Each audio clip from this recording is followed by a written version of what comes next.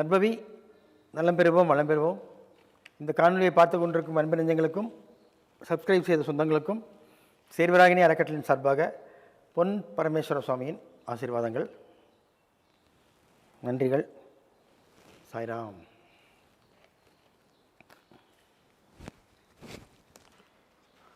ஓம் காகத்வஜாய வித்மஹே கட்கஸ்தாய தீமஹி மந்தः பிரஜோதயாத். நீலாஞ்சன சமாபாசம் ரவிபுத்திரமிமாக்ரஜம் சாயா மார்த்தாண்ட சம்பூதம் தம் நமாமி சனைச்சரம்.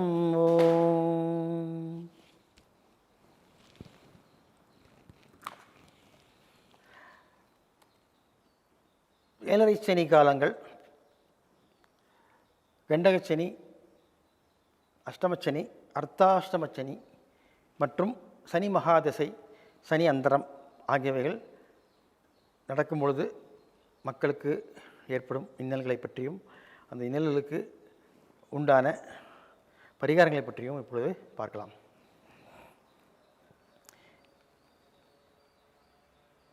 தர்மத்தின் தலைவன், நவகிரகங்களில் ஈஸ்வர பட்டன் கிடைத்த ஒரே ஒரு கிரகம் சனி பகவான் தான்.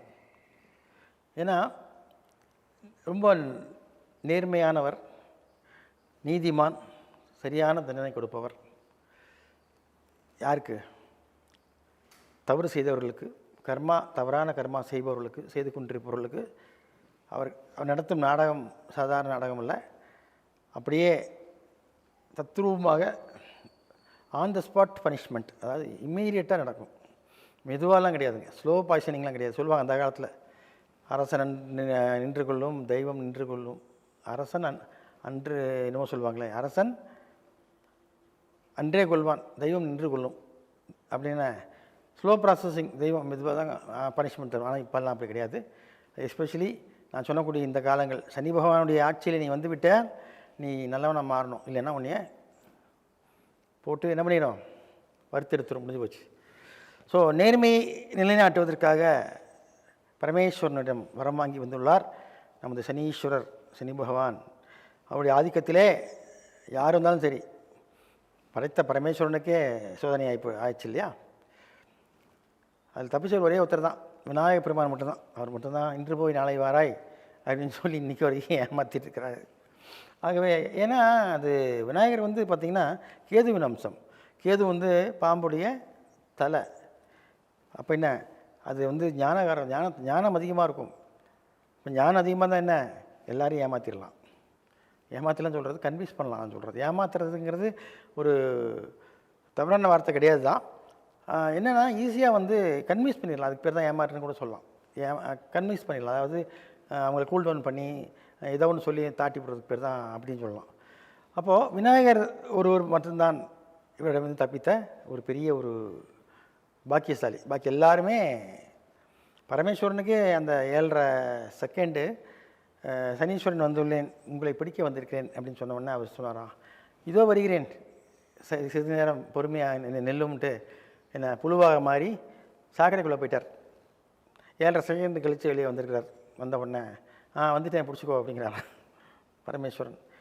அதுக்கு சனீஸ்வரன் சொல்கிறாராம், தலைவா, தாங்கள் இதோ வருகிறேன் என்று சொல்லி தாங்கள் புழுவாக மாறி சாக்கடையில் சென்றிருந்து வந்து விட்டீர்கள் அல்லவா, அப்பொழுதே நான் உன்னை பிடித்து விட்டேன்.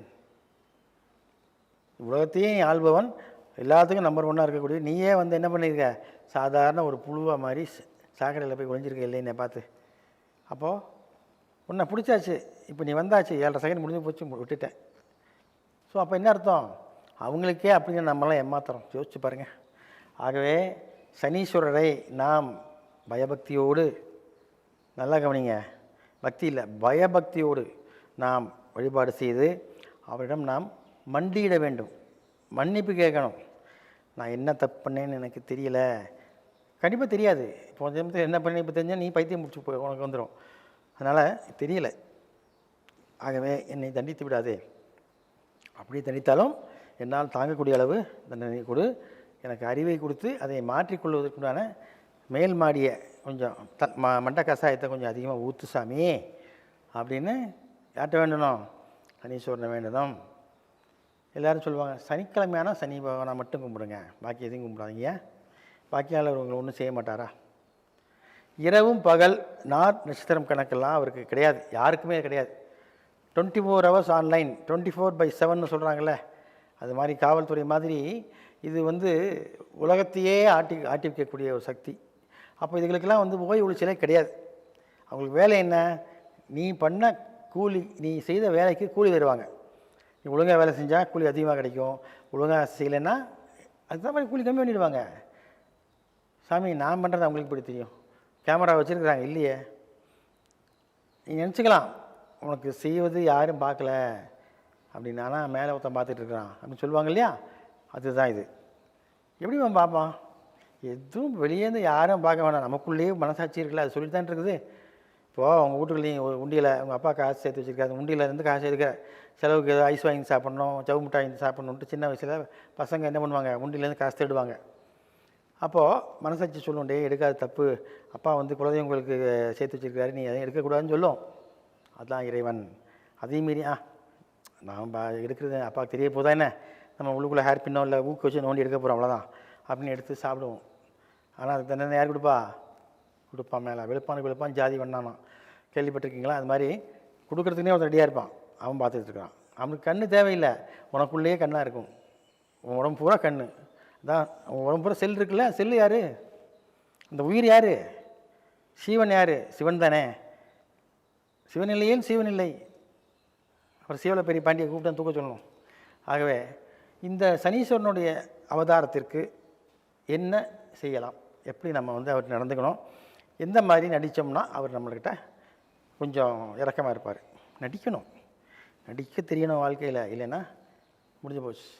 மனைவிகிட்ட எப்படி நடிக்கணும், பெற்றவர்கள்ட்ட எப்படி நடிக்கணும், நண்பர்களுக்கு எப்படி நடிக்கணும், பொதுமக்கள்கிட்ட எப்படி நடிக்கணும், உன்னுடைய சகாக்கள்கிட்ட எப்படி நடிக்கணும், எல்லாமே தெரிஞ்சுக்கணும். இதுதான் அனுபவம். உலக அனுபவம் கிடைத்தால் வாழ்க்கையில் வெற்றி, உலகத்தில் அனுபவம் கிடைக்காமல் இருந்தால் வாழ்க்கையில் தோல்விதான் கிடைக்கும். இதுக்கு நேரங்காலம் ஒன்றும் செய்யாது. உனது ஆற்றலை நீ பயன்படுத்தி உன் மனக்கண்ணில் அதை வைத்து உனது மண்டையிலிருந்து வரக்கூடிய அந்த சில சக்திகள் மூலியமாக அதிலிருந்து நீ விடுவித்துக் கொள்ளலாம் உன்னை. அதுதான் என்னன்னு பார்ப்போம்.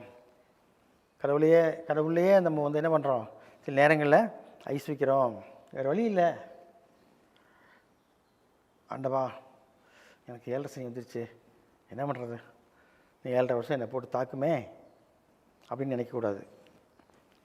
ஐயா நீங்கள் வந்திருக்கிறீங்க, ரொம்ப சந்தோஷம், உங்களை வரவேற்கிறோம், இருகரம் கூப்பி உங்களை வருக வருக என்று வரவேற்கிறோம் என்று ஆனந்தமாக ஏற்றுக்கொள்ள வேண்டும். அப்பொழுது உனது எதிரி கூட உன்னிடம் அன்பாக மாறுவான்.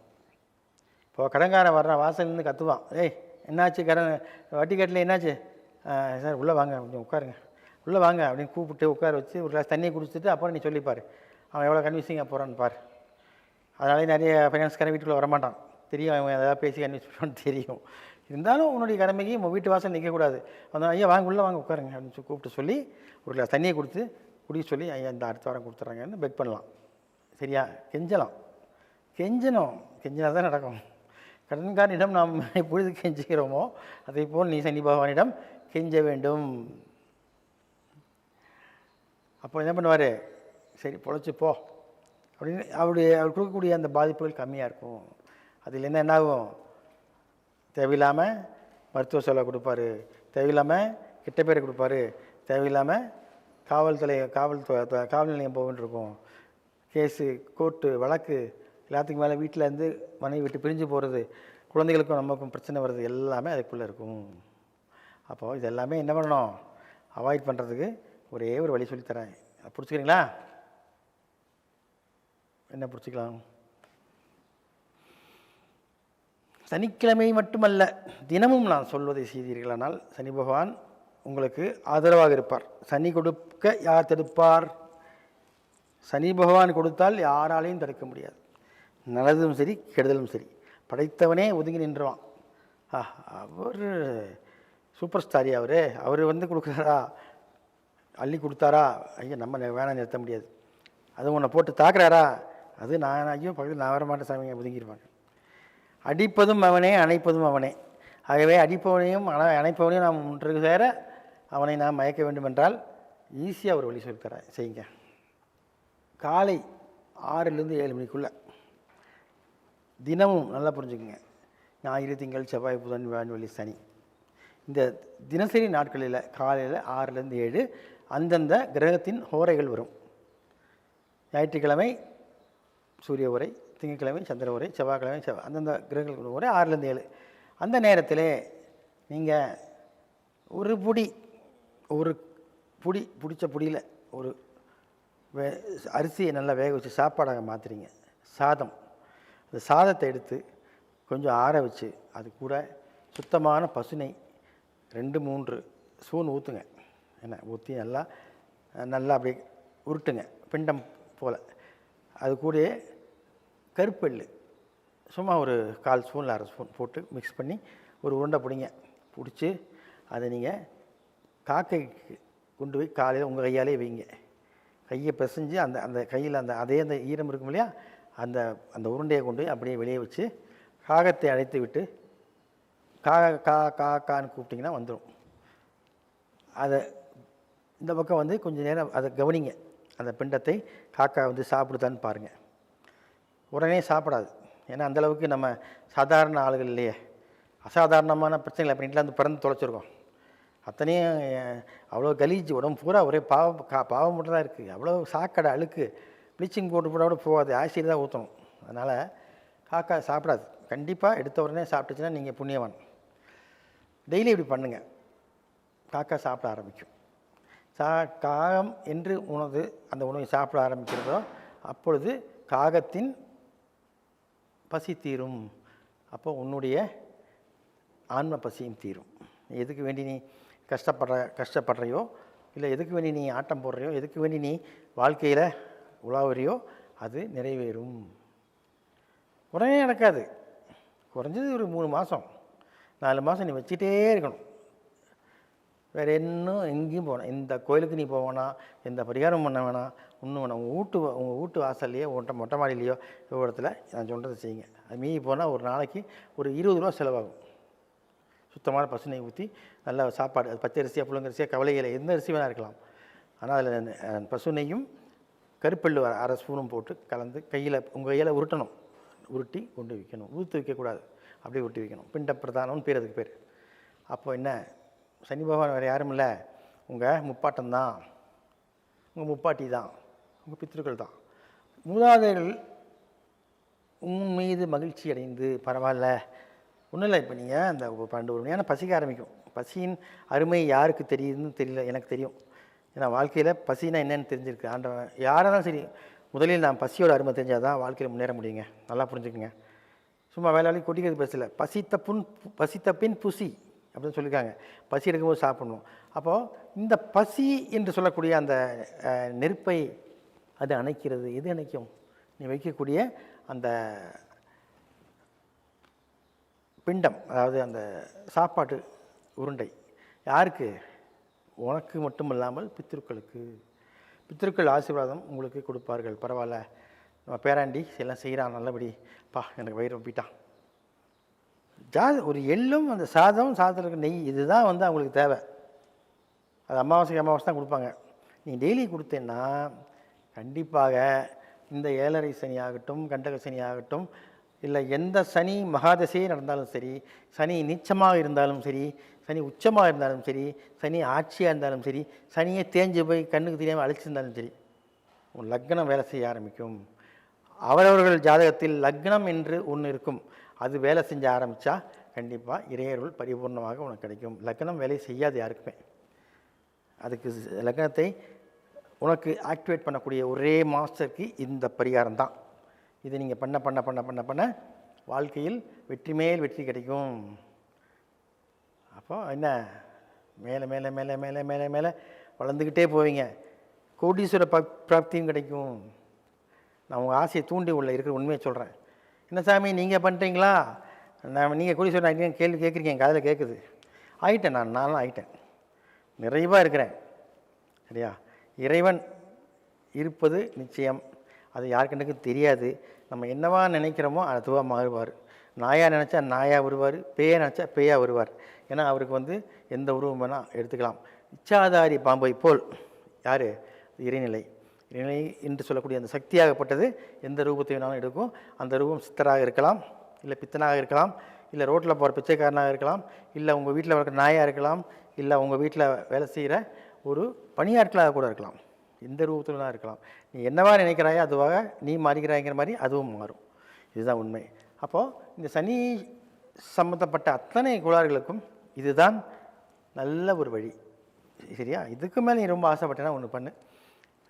ஒரு இரும்பில், அதாவது ஸ்டெயின்லெஸ் ஸ்டீல்னு சொல்லுவாங்க, எஸ்எஸ் மெட்டல், அதை செஞ்சக்கூடிய அந்த ஒரு காப்பு, கையில் போடக்கூடிய காப்பு இந்த இடத்துல போடலாம். இதை வந்து பார்த்திங்கன்னா இந்த மாதிரி இடத்துல ஒரு ஆண்களாக இருந்தால் வலது கையிலும், பெண்களாக இருந்தால் இடது கையிலும் போட வேண்டும்.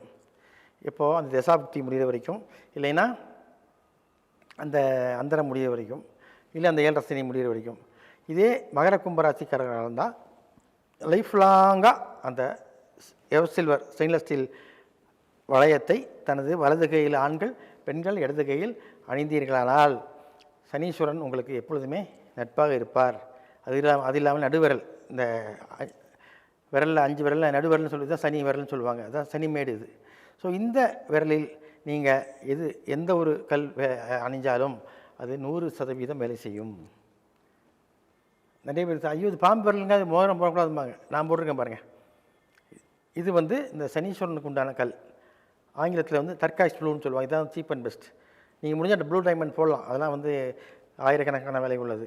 இது வந்து சாதாரணமாக ஒரு 2000 3000க்குள்ளே முடிஞ்சிடும். இது டர்காய்ஸ் ப்ளூன்னு சொல்லக்கூடிய இந்த ஒரு கல் உங்களுடைய வாழ்க்கையை முன்னேற்றும், வசியம் பண்ணும், மக்களை உங்கள் பக்கம் இழுக்கும் சக்தி உள்ள இந்த டர்காய்ஸ் ப்ளூன்ற கல். இது வந்து உபரத்தினத்தை சேர்ந்த அது செமி ப்ரீஷியஸ் ஸ்டோன் சொல்லுவாங்க. சரியா? ப்ரீஷியஸ் ஸ்டோன்ஸ்னால் நீங்கள் வந்து நீலக்கல் வரும். நீலக்கல்லாம் வேணாம், விலை ரொம்ப அதிகம். இது நீங்கள் போட்டிங்கன்னா உங்களை ஒன்றும் பாதிக்காது. இது வந்து எல்லோரையும் வசியம் செய்யக்கூடிய ஒரு கல். ஆகவே இந்த டர்காய்ஸ் ப்ளூவையும் போட்டு உங்களுடைய அந்த சனியுடைய காலகட்டங்களில் அதை உங்களுக்கு டேலி பண்ணிக்கலாம். சாமி இதெல்லாம் எனக்கு பிடிக்கல சாமி, நான் அதெல்லாம் பண்ண மாட்டேன். என்ன சாமி சொல்கிறீங்க எனக்கு? ஏன்னா நான் வந்து கொஞ்சம் தர்மம் பண்ணுவேன், எல்லாருக்கும் தர்மம் தானம் பண்ணலாம். அப்படி ஒன்றும் செய்ய வேண்டாம். நீ தர்மம் தானம் பண்ணுறதுன்னு ஆசையாக இருக்கா? கைகால் முடவர்கள், வயதானவர்களை நீ கவனி, அவங்களுக்கு தேவையான செய்யுங்க. சாப்பாடு, என்ன ட்ரெஸ்ஸு, அவங்களுக்கு புகலிடம் எல்லாம் செய்யுங்க. இல்லையா அதுவும் முடியலையா, எறும்புக்கு சாப்பாடு போடுங்கய்யா. எறும்பு இருக்குல்ல, எறும்புக்கு வெல்லம் இருக்குது பாருங்கள். வெள்ளத்தையும் அரிசியும் கொஞ்சமாக எடுத்து, அரிசியை தண்ணியில் ஊற வச்சு அது வெள்ளத்தை கலந்து நைட்டில் படுக்குது போகிறதுக்கு முன்னாடி இப்படி வாசலில் சும்மா ஊற்று விட்டு போயிடுங்க.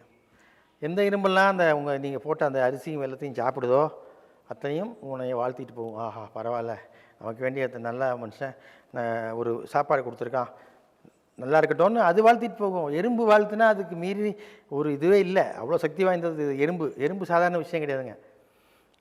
சரிங்களா? எறும்பீஸ்வரர்னு ஒரு பெரிய ஒரு கோயிலே இருக்குது திருவெரும்பூரில், திருச்சியில். அது பெரிய, அது இன்னொரு நாளைக்கு சொல்கிறேன். ஸோ எறும்புக்கு நீங்கள் அந்த உணவளித்தால் உங்களது சனீஸ்வரன் மகிழ்ந்து உனக்கு எல்லாத்தையும் செய்வார். அள்ளி கொடுப்பார், கிள்ளி கொடுக்க மாட்டார், அள்ளி கொடுப்பார். அவர் கொடுத்ததை யாராலையும் தடுக்க முடியாது. ஆண்டவனே வந்தாலும் இல்லை வேண்டாம், இல்லை அவன் பாவம் பண்ணியிருக்கான், இவ்வளோ கொடுக்க வேணாம் சனி பகவான், இல்லை சாமி அதெல்லாம் இல்லை நான் கொடுப்பேன். ஸோ சனி பகவான் மனது வைத்தால் மலை உயரத்தில் உச்சாணி கும்பலை கொண்டே உட்கார வைக்க முடியும். அதிபாதாளத்தில் அந்தர்பல்ட்டி அடித்து கீழே கைகால் இல்லாமல் வராமல் படுத்து தூங்க முடியும். ஞாபகம் வச்சுக்கோங்க. ஆகவே அவரை வணங்குவோம். தினமும், சனிக்கிழமை மட்டுமல்ல தினமும் வணங்குங்க. அப்போ உங்களுக்கு தேவையானதெல்லாம் அவர் கொடுத்துட்டே இருப்பார். மீண்டும் சந்திப்போம். சாய்ராம்.